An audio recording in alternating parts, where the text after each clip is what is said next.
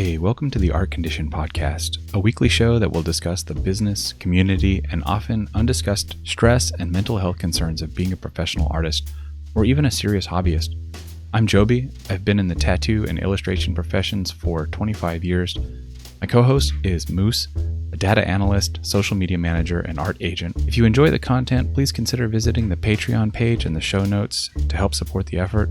Or if that's not an option, please like, subscribe, leave a good review, or just share with your friends. And definitely go visit the links of our guests on this episode. Thanks for listening, and have a great day.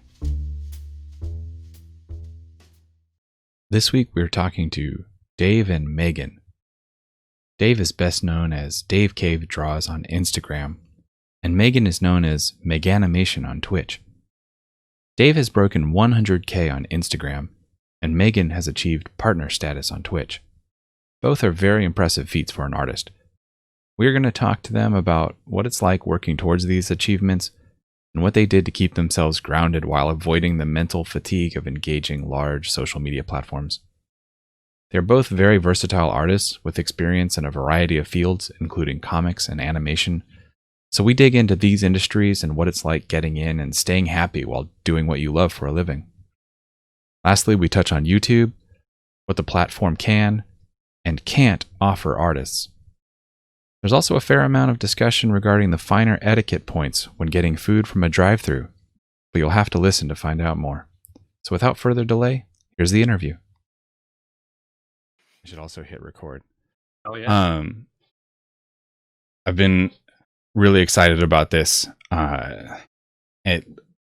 Leading up to any episode, sometimes, like after we've been doing this enough times, there's this momentary nervousness of like, oh, what am I going to talk to them about? And then you start thinking of questions, and sometimes it can get easy to think of too many questions. And with you guys, that was a particular issue because both of you have your fingers in so many different pies. But that's also really exciting because I think that there's going to be a lot to talk about, and keeping it under 2 hours is going to be tough, which means I'm going to stop talking.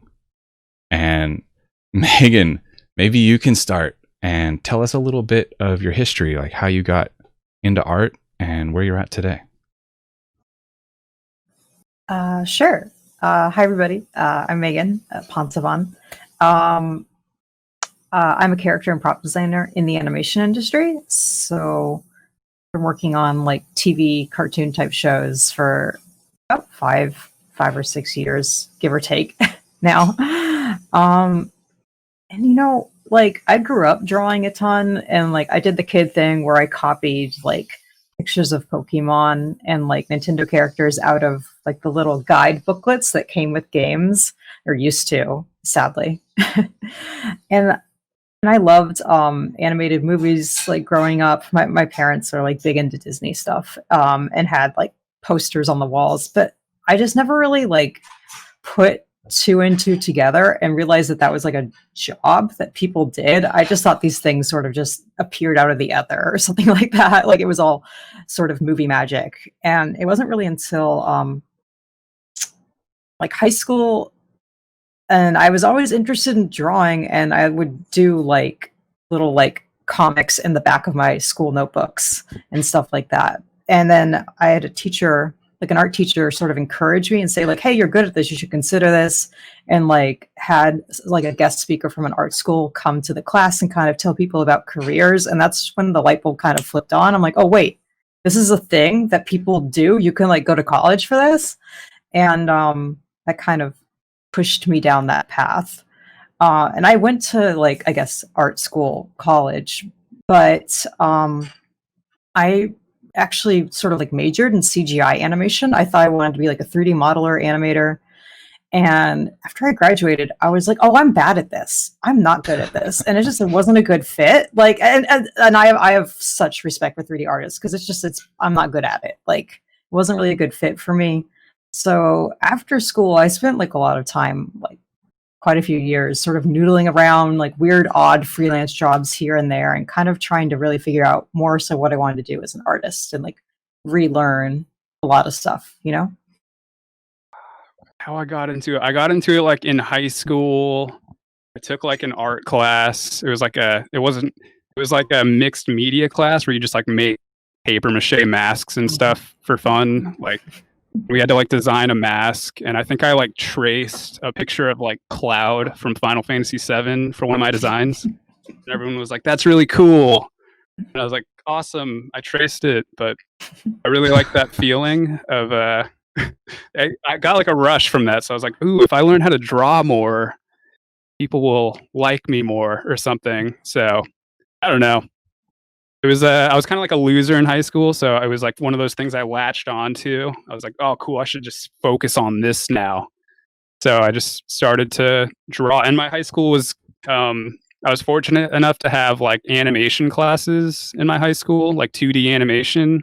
Wow. So I took one of those classes, and my teacher like recommended I go take some like figure drawing like workshops downtown in San Diego. So I started taking like figure drawing workshops, which my parents didn't know what that was. It's if you don't know what that is, you go like draw like a nude model. So my parents didn't know what I was doing for like a few months. I don't know. But when they finally found out, they were like, "Whatever, that's what artists do, I guess." So At least they were nice that kind of about like it. kicked it off. I don't know. Yeah.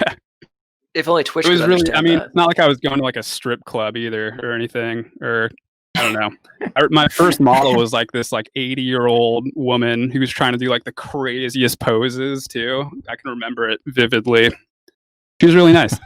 But anyway, so that kind of like jump started it, and then I just drew ever since. I went to like out of high school, I went to Laguna College of Art and Design for a semester, and I didn't really like it, so I dropped out after a semester.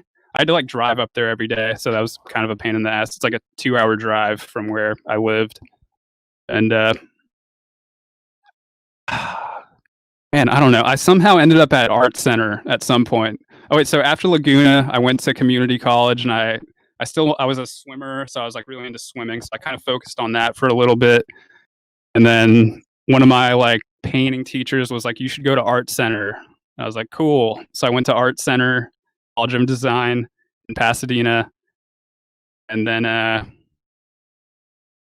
man, what else? Oh, I was a caricature artist. I started working at the zoo as a caricature artist, one of those people that draw like funny faces, like the big funny faces. And I ended up doing that for like 13 years. So Holy I think crap! that 13 in like a way that kind of like molded my style. I don't really know what the point of all this I'm saying is, but that's my background. That's the point, I'm Dave man. Cave Draws. You did it. You made it. Congratulations, man. Yeah, that's the. Sorry. No, it's all good. You guys both mentioned going to college. This is just a slight deviation from our plan here, but because you both mentioned it, and Megan, I've actually heard you talk about this a little bit on your stream and going to college. You know, should you, shouldn't you?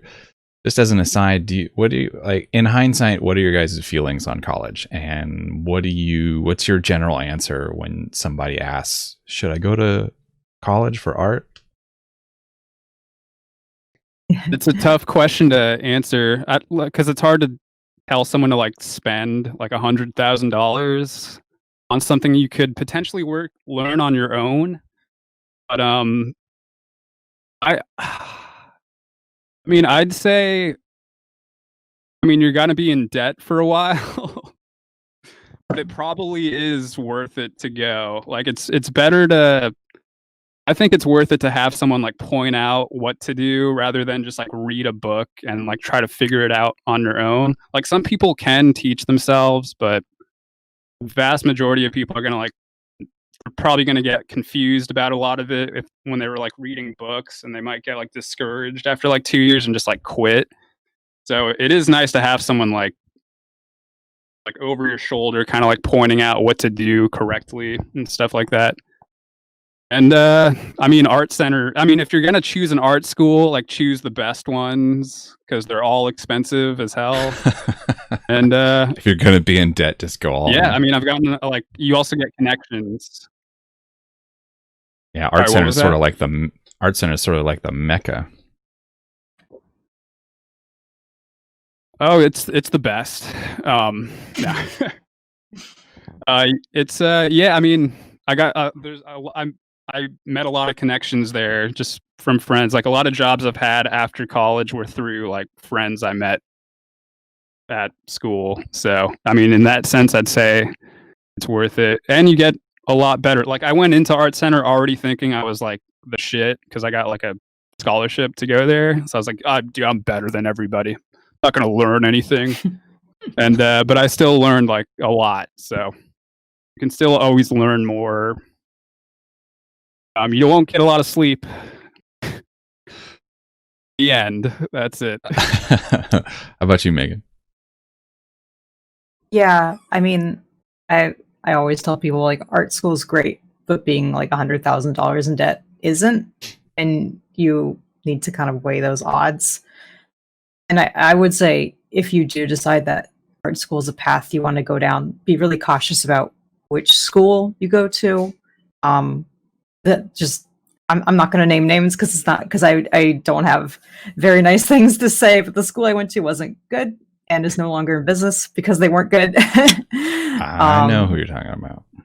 Yeah. You might have seen some commercials like on Adult Swim at 3 a.m. or something. Institute. Yeah. No. Don't speak their name. Sorry. Anyway. And plus, you know, what's really great now is like things are changing. There's so much amazing like learning education available, either like online or through sort of like non-traditional like workshop type schools, you know.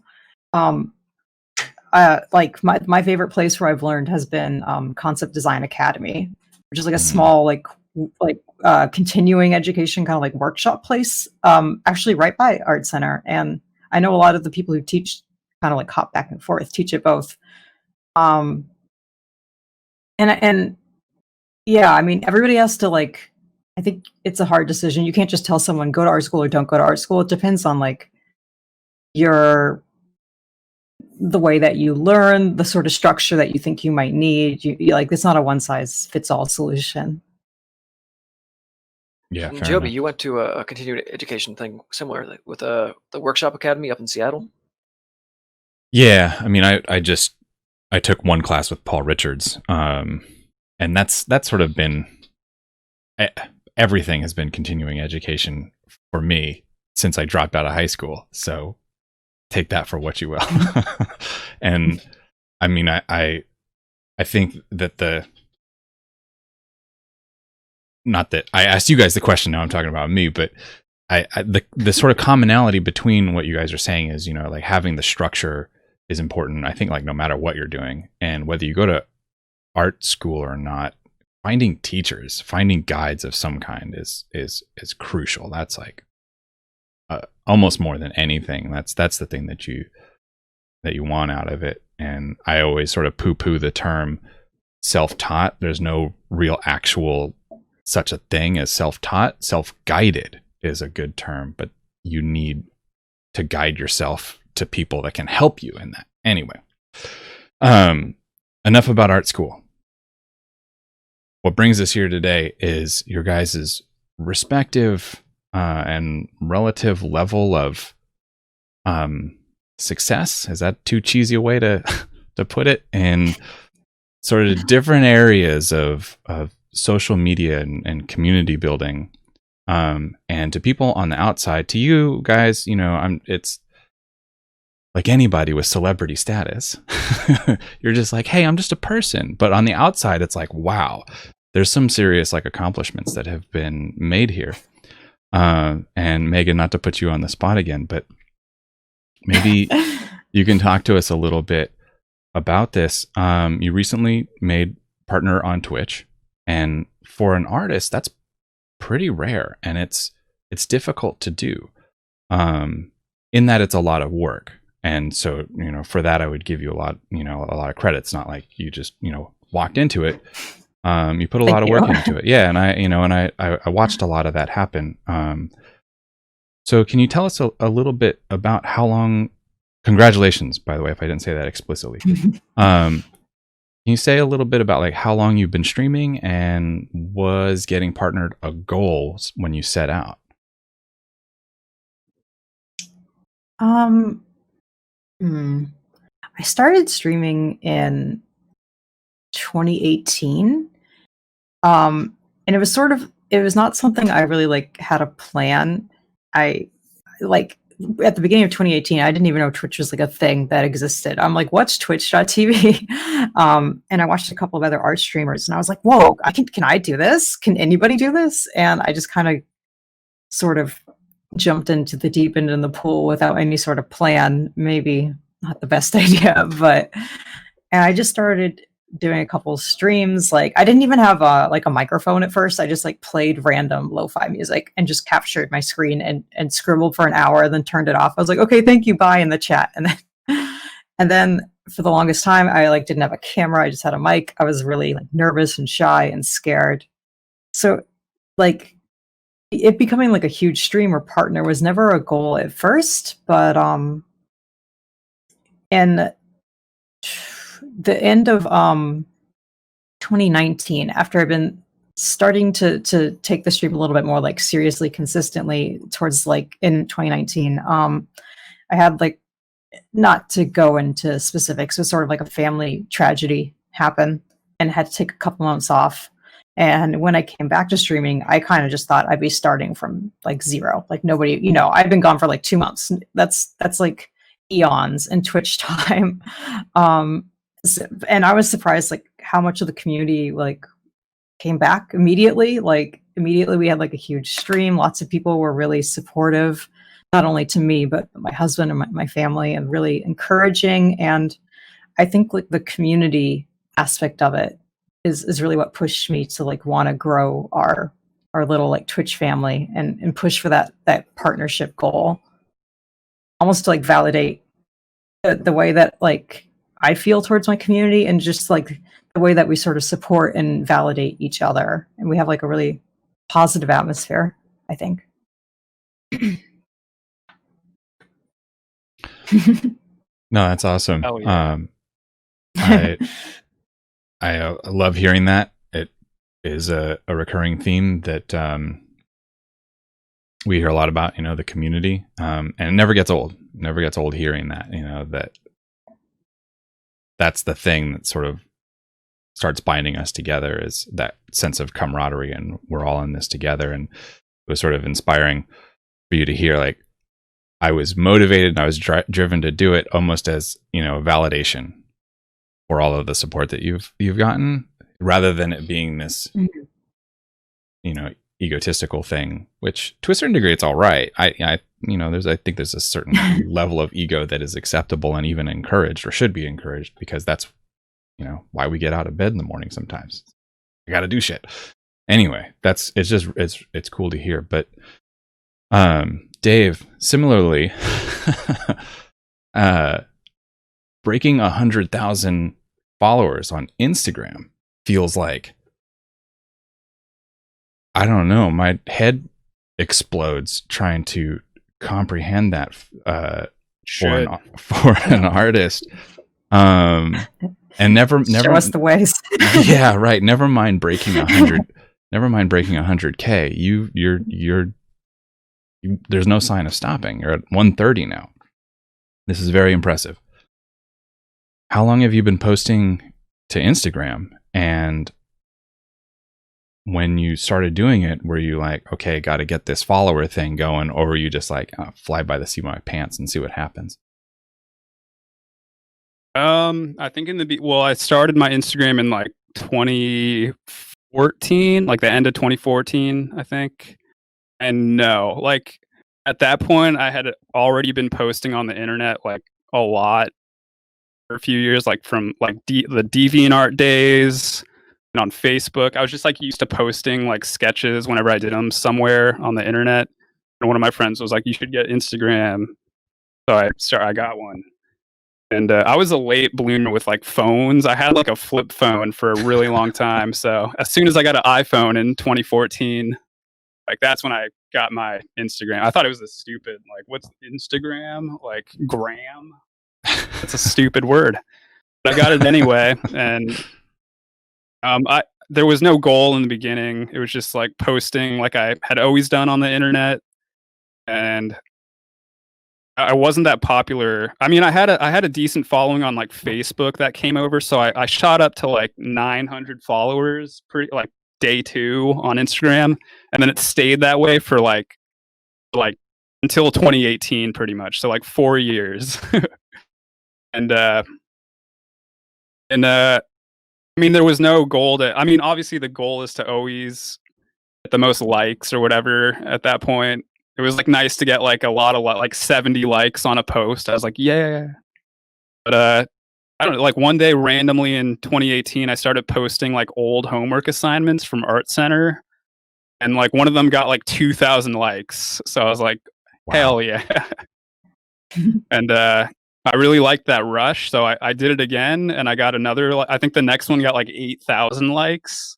I was like, "Damn, I'm gonna keep posting these like Disney face assignments," and that was the beginning. I just tried to replicate that from then on, and just kind of grew from there. Posted a lot. I was always posting every day, though, even if they got no likes, and I would set like little goals for myself. Like I need to have each post hit a certain amount of likes at least. And I don't know. It was all just a guessing game. I was like, these are getting likes, so I'm just gonna do similar posts and see how far it goes. I thought it was gonna top out at like 2,000 followers, and then I hit 10K pretty fast. And I was like, all right, let's keep it going. Like, and then 100K. I don't know. Yeah, still don't really know how it happened. So. It's even to those that have done it, it remains a mystery. The whole Instagram game is super bizarre.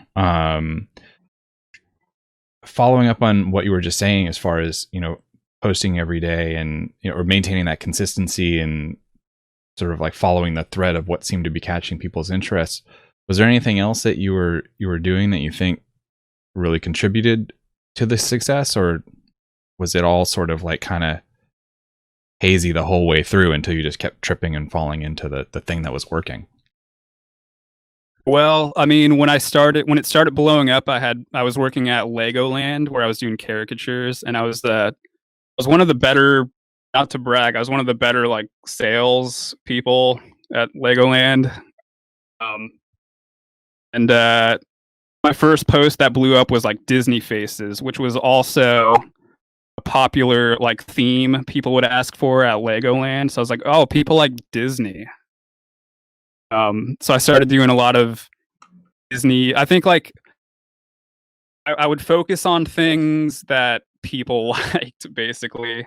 But I also like that stuff too. It was like, I don't know, just like certain stuff that like, I guess like the masses engage with on a regular basis is it sounds like common sense, but like I was like, oh, people like this popular stuff, so if I do it more, they're gonna like it more, and something with that kind of clicked. So I was like, I'll just stick with like fan art, basically, is what I'm known for now. But I was like, if I keep doing fan art, like people are gonna keep like coming in and following me, and worked out so far. So was it always just content that you had in mind, or did you ever do the like hashtag research and all post timing and all that kind of stuff? I mean I glanced at it once, I think, but it always felt like it, like all that stuff is just like people are just guessing about it. Like no one actually knows. And like when I was posting stuff, like it was counterintuitive to like the stuff I was reading. So like, not that stuff doesn't help, but I was like, I'm just gonna like not care and see what. It's cooler to like succeed when you're doing it wrong, I feel like. So I think there was like some of that going on in my head. I was like, I'm just gonna ignore all that like stuff I'm supposed to do and see what happens, then laugh at people when it works. But I don't know. I'll kind of look into it every once in a while when my likes are going down, and I'm like, oh god, how do I get this stuff back up? And no, like in the beginning, no, I was not paying attention to any of that stuff. I was posting at 3 a.m. at night, which is the worst time to post, and it was still working. So, Well, I mean, I think that goes to show that the biggest part of it is that the content be something that people key into, and that you said an important thing. You liked it too, and I think that that's what shows through. Like the fun that you're having drawing this stuff. Yeah, really, it's not just mindless, oh, give me the likes. It's still I have to spend time drawing this stuff. I want to have fun doing it. So. Well, and even down to the content was. I found, well, never mind. I'll tell that story after the podcast, because Meg, I would like to have you follow up with a similar question. As you were kind of going into that and taking it seriously, as you say, to really try and find that stride, to find partner. What are the things that you think really worked in your favor as far as contributing to that, achieving that goal?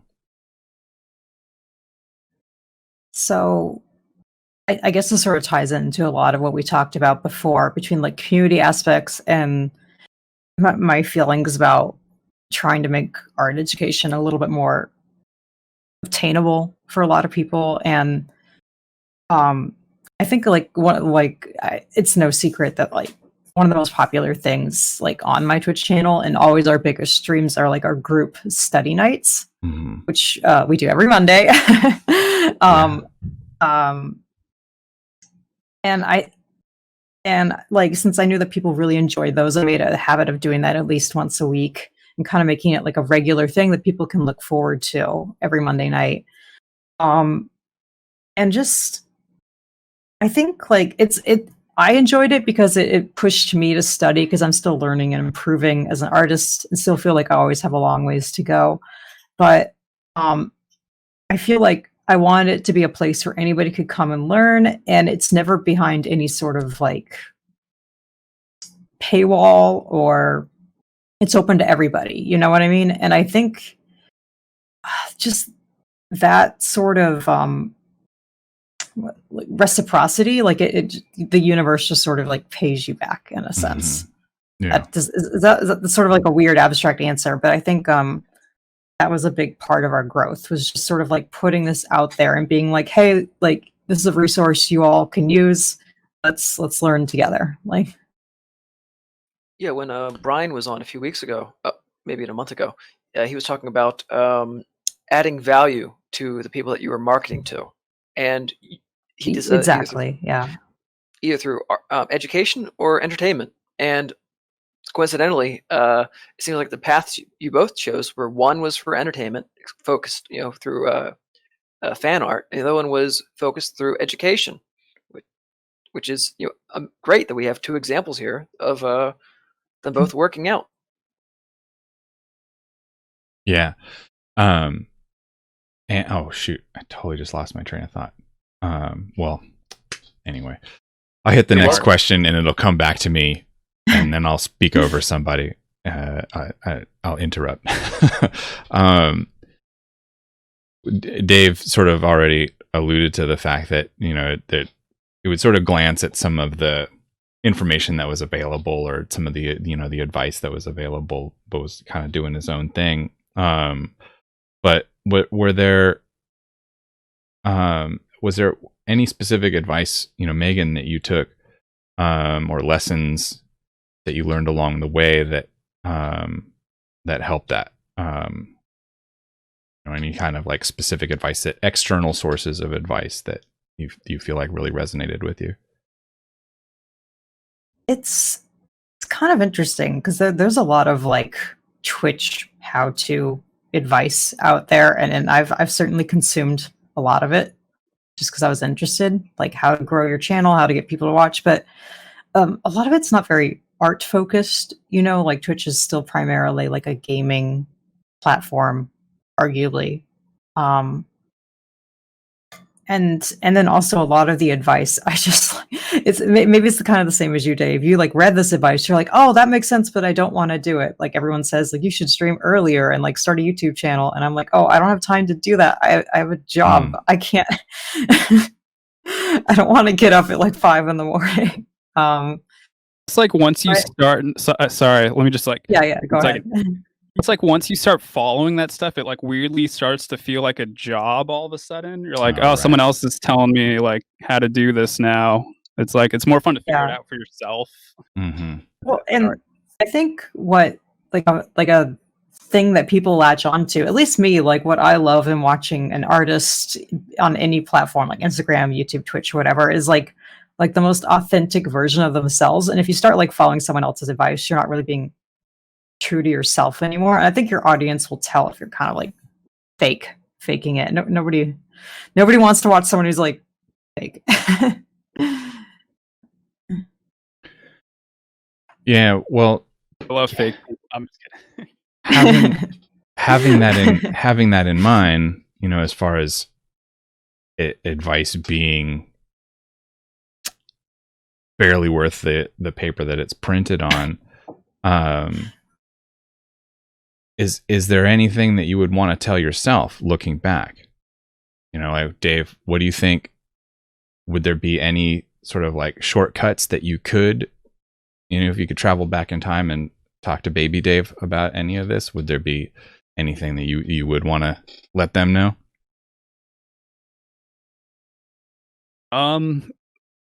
No.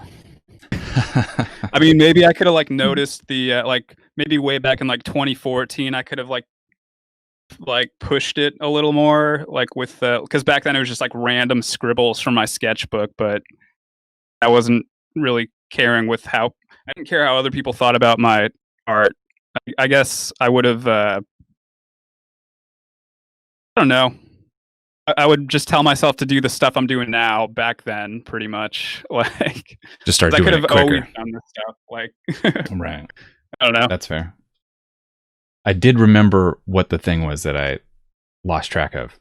Megan, you said that the universe will sort of pay you back, and you sort of downplayed it a little bit, like, oh, that's kind of like abstract or whatever. And it just in that moment, it occurred to me that I don't know if it is abstract, but I think that it is a good way of describing all of the invisible connections that are made when, you know, you're doing something like this where there's a lot of people involved.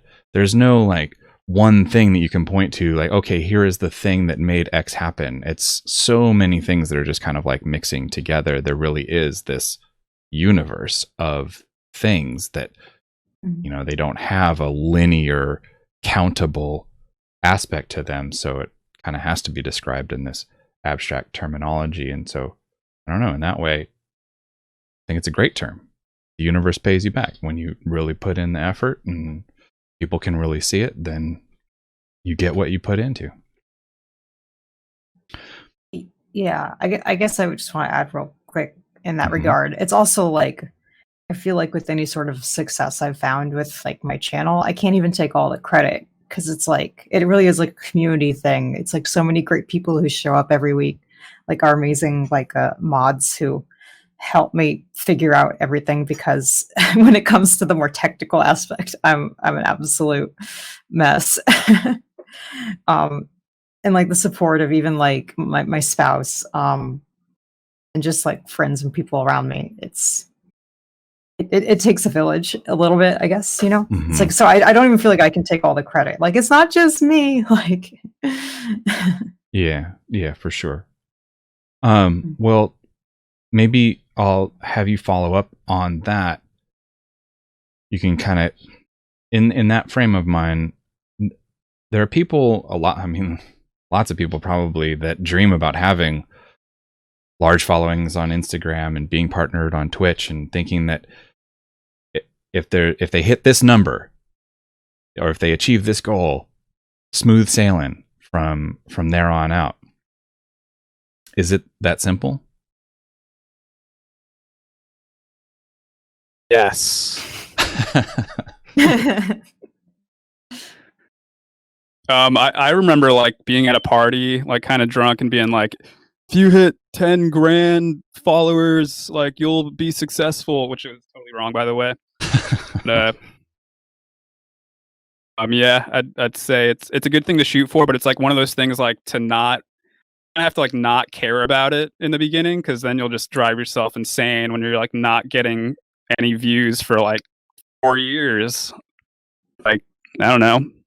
I think the thing to focus on is just like have fun with it, but also be kind of like strict about it. Like have a bare minimum. Like for Instagram, you have to post every day, which is a lot. Like, but like if you have like a bare minimum of like, oh, maybe just like a face today, like a 10-minute face, like it's actually not too hard, and like still not care at that point.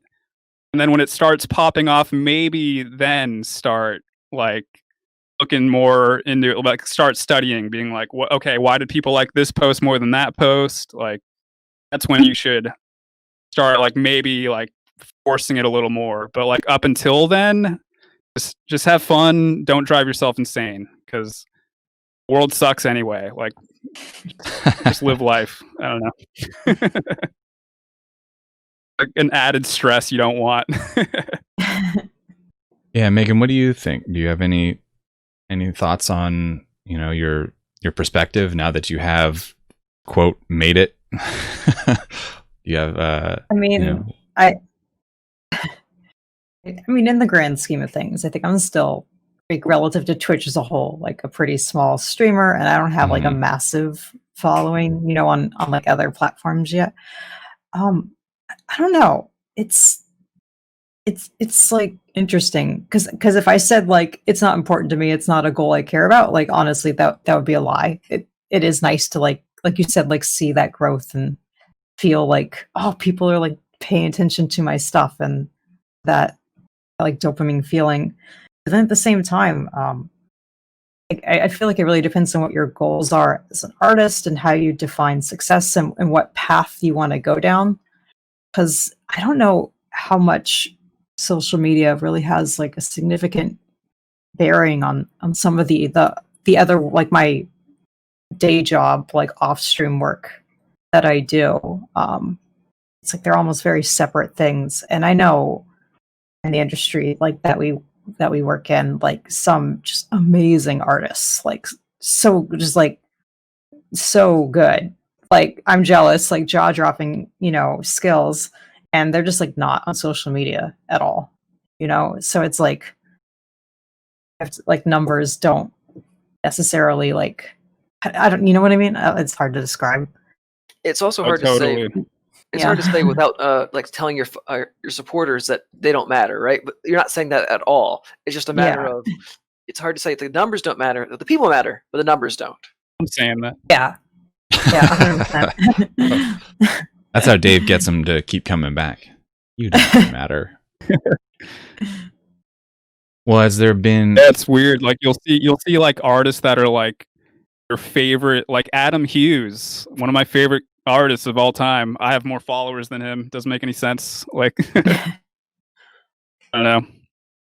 Yeah, like people that have worked on like like Into the Spider-Verse, like 20 followers. Yeah. So like it's definitely not the like I had to take this route because I was getting no other jobs. So it worked out. Like it worked out in my case, but it's not the only way to succeed as an artist, like by any means. Like the first thing should be to like, just be a good artist and like apply for all the jobs and stuff. Then you don't have to focus on social media like at all. I do though. Yeah. So on with that idea of jobs, focusing on getting the jobs, and one of you had sort of mentioned about the social media thing and the Twitch thing. It can start to feel like a job in itself. Has there been any positive financial benefit, or like can you quantify a material value that has returned to you as a result of some of the accomplishments that you guys have found? And Megan, can you go first? I mean, yeah, definitely. It's become like, a portion of my income that I factor in, and it's been really helpful, especially during, the aforementioned like family Mhm. stuff and COVID and Mhm. surprise bills, and sometimes my field of work is not. I mean, it not always like full time stable, so it's a nice, I guess, like kind of safety net or little extra like safety cushion. It's been very helpful. Thank you all. I adopted my cat because Stream subs paid for him. That's kind of Stream awesome. bought me my cat. Thank you, Stream. Stream. Well, that's that paid for the price of admission right there. That's awesome. Yeah. Well, Dave, for you, the same question, but sort of like leading into something else as well. Instagram is notoriously hard on people leaving. Like they don't want people to leave, and they're kind of doing everything that they can to keep people on Instagram and looking at Instagram. Have you found it difficult at all to get people from your Instagram to other platforms that you're on? Oh, yeah. Like Instagram is easily like I have the most followers there, and then every one of my other platforms are like way like they don't even come close.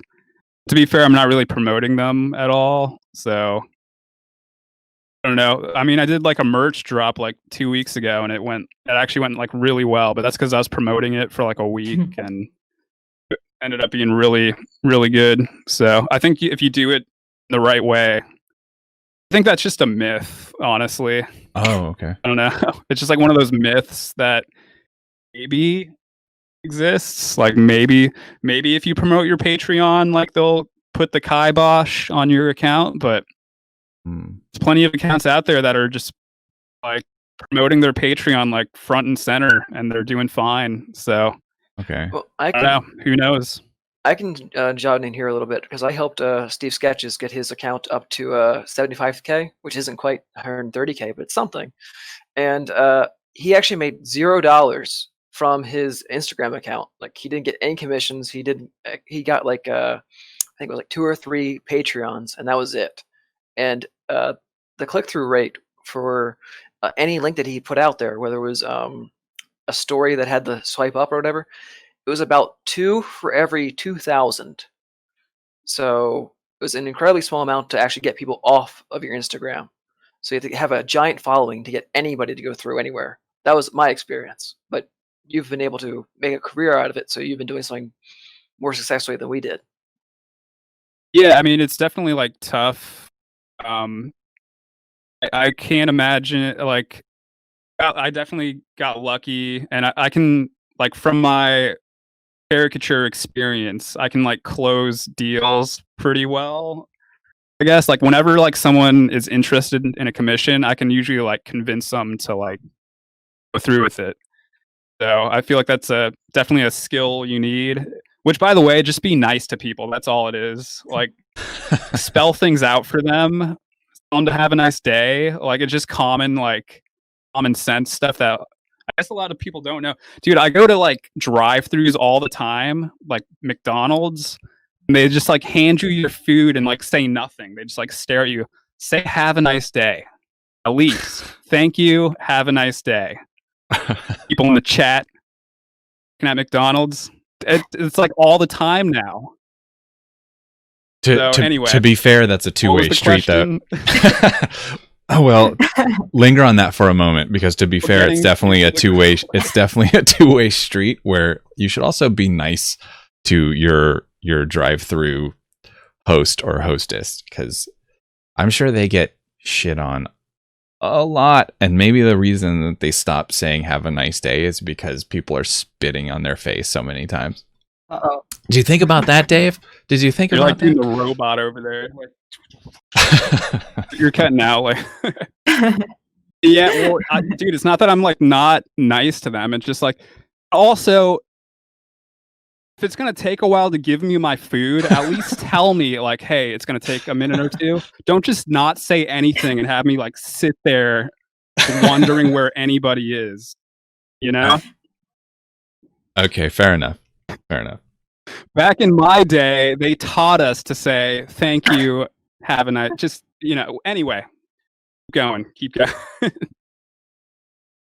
Well, Megan, what do you feel a sense of crossover, or an easy flow sort of between the multiple projects that you what's have your take on going drive-thrus and the different platforms that you use? Shout out to the drive-through window person Amen. the other day who, when I accidentally left my credit card there and then drove back later, they gave it to me and there were no fraudulent charges. So thank you. Very cool. The actual heroes. Word. My area. Maybe they just don't like my. they follow me and they don't like my stuff. So there's this guy again. I don't know.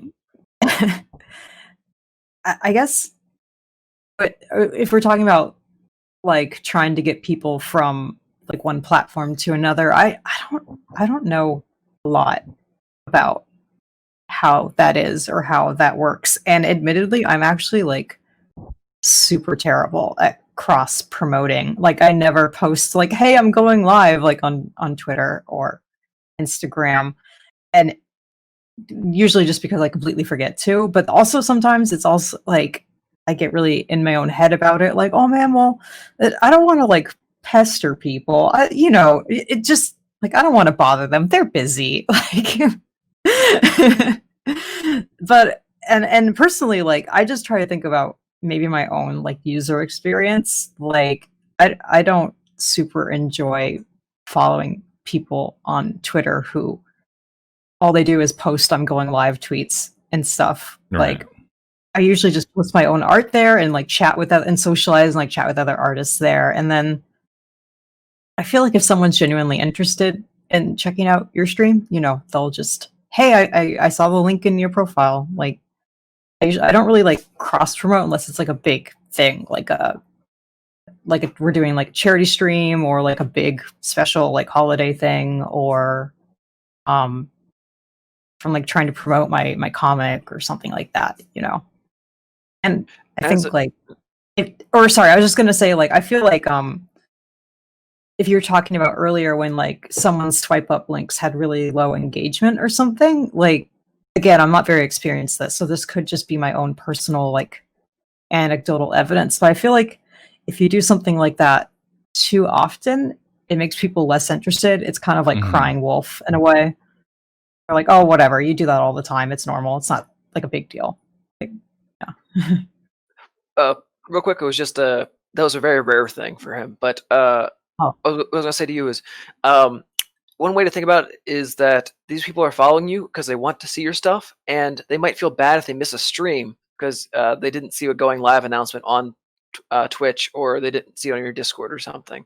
So that's one way. Like, it's one of those more cake situations, right? Where they're not being annoyed by you for providing them cake. They're like, yay, I got to eat cake.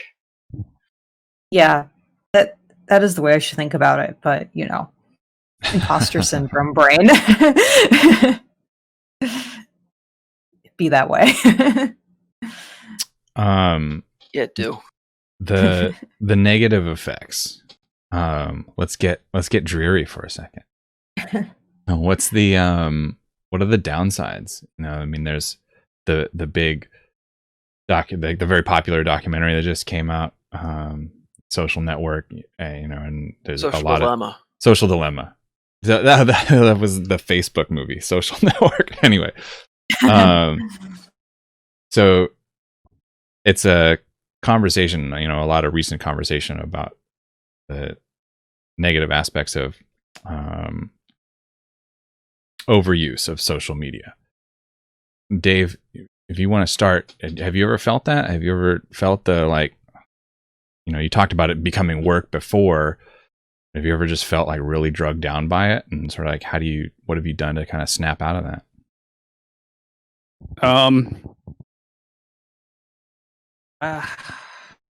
And I don't know. I don't. I mean, it's weird because I'm like on my phone less now than I ever have been before. Like before, I was always checking, like, oh, did I get likes? But now it's like I'm getting likes. I don't have to check my phone anymore. I actually kind of make it a habit to like leave my phone like on the hallway now. Also, so I like screen time is down to like 30 minutes a day. I'm pretty proud of that. Holy shit! It used to be like 8 hours or something crazy. Negativity. What was the rest of the question? What was the? Well, Have you just had any like negative side effects from experiencing success on social media?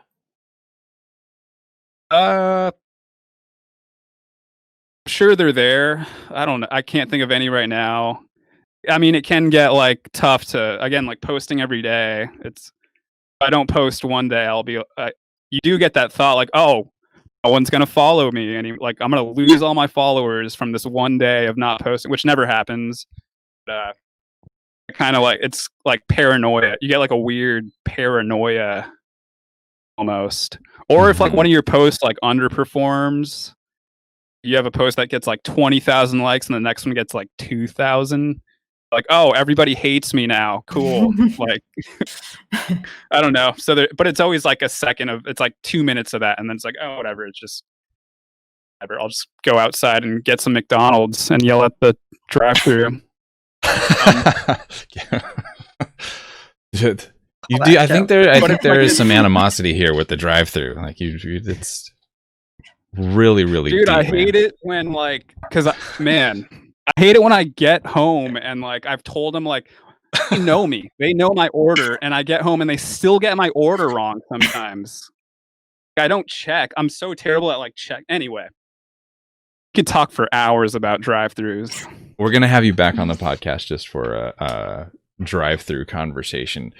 The real talk though is that you seem pretty Teflon about all of this. Like, I'm trying to come up with depressing shit for you to be like all morose and sad about something, and nothing is sticking. Is there some? How can we be more like you, Dave? Are you gonna? Can we have you do some like guided meditation on like how people can just sort of like slough it off and not let it become burdensome? Well, I mean, the burden is there. This is like my life. Like I have no free time, and like I run like 10 miles a day. That's my meditation. Okay. I already ran 5 today, running 5 later. And that really helps me like get all the negative thought. I like I've noticed like while I'm on these runs, that's when I'm like going over these like negative thoughts in my head, and by the end of the run, they're like gone. So hiking or something every day. There you go. Like treating it all like some sort of like competition. Not like like I'm better than this guy, but it's more like like I'm gonna, I don't know.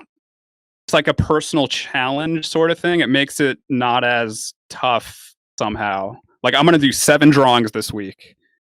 If I do all 7 of those, then hooray for me. And you do that over and over again for the rest of your life. I don't know. It's just got to get through it, man. It's if you want to be an artist, it's rough. You're gonna get rejected a lot. You're gonna suck for a long time. You just gotta suck it up and get better. Don't be a whiny bastard about it. I don't know. This is gonna. I'm not saying like we're all trying to get better. We all think we suck. Like we're all still trying to get better, and I don't know. There's something like freeing about that. Like once you've made it, I mean, I'm not gonna say I've made it, but like it's still like I don't know. I lost my train of thought. Keep going. Next question. I just want to like add on that really quick. Yeah. Like the whole like we all feel like that thing is so true, and you have to remember it. Like when people sort of say like, "Oh, I don't feel confident. Does this feeling go away?" I'm like, "Nope, nope, nope. Welcome to the club. This is the rest of your adult life. Get used to it." And I feel like just knowing that that's normal. Like don't feel like you're weird for feeling that way. That's totally normal. The the more I like every year, the more I think about it. I think if somebody never felt like a lack of confidence in their art at any point in time, that would be weird. I would think that person was maybe a sociopath. Like the lack of confidence is absolutely normal. So Dave is running a marathon every day. Is there anything that you do to keep yourself above it, or to help lift yourself above it? Exercise. I wish I was running more. Sadly, not a lot right now because of everything going on in the world. But yeah, I try to like lift some weights at home, do some exercising at home.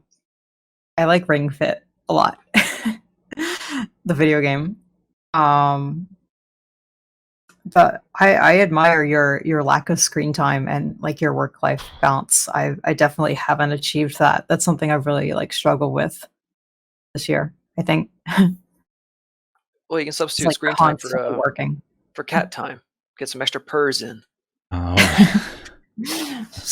Throw mice back and forth across the apartment.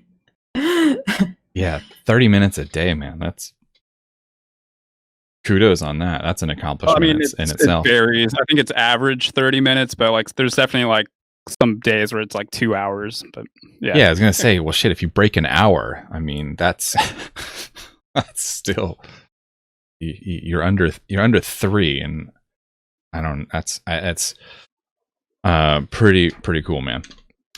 So, Meg, I did want to ask, are there any negative side effects to streaming on Twitch? Because I know like the art community is generally pretty nice, but have you had any issues with trolls or overzealous fans or anything?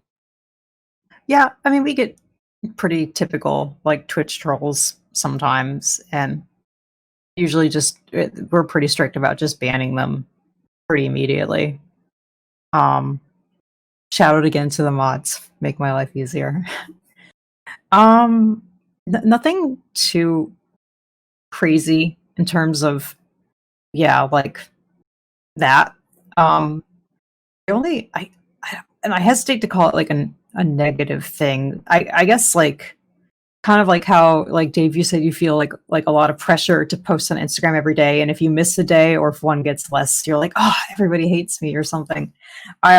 I feel like really, really bad and like guilty when I miss a stream, even if I'm just like genuinely really not feeling well or just not feeling it, and I should just take the time off and relax. I really like guilt trip myself about it, and I'm always like, sorry, and everybody's like, no, it's fine, go sleep. And they're the ones telling me like, no, it's fine, and I'm like, it's not fine.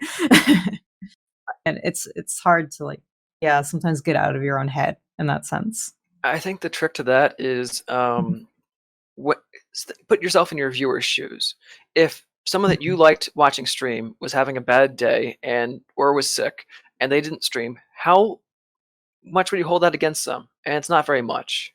Yeah, of course. Oh, there's no logic behind it. Like, you take like 3 days. You're like, I'm gonna take a vacation for 3 days. It's not a vacation. You're still thinking about it. Like, it doesn't. You're always thinking about it. I don't know. It's mental work. Like you're always like kind of jumping through these hoops in your mind. Hey, thanks for listening. We continue this conversation in part 2. You can get there immediately by clicking the thumbnail image on the bottom left of this video. And don't forget to hit subscribe. Have a great day.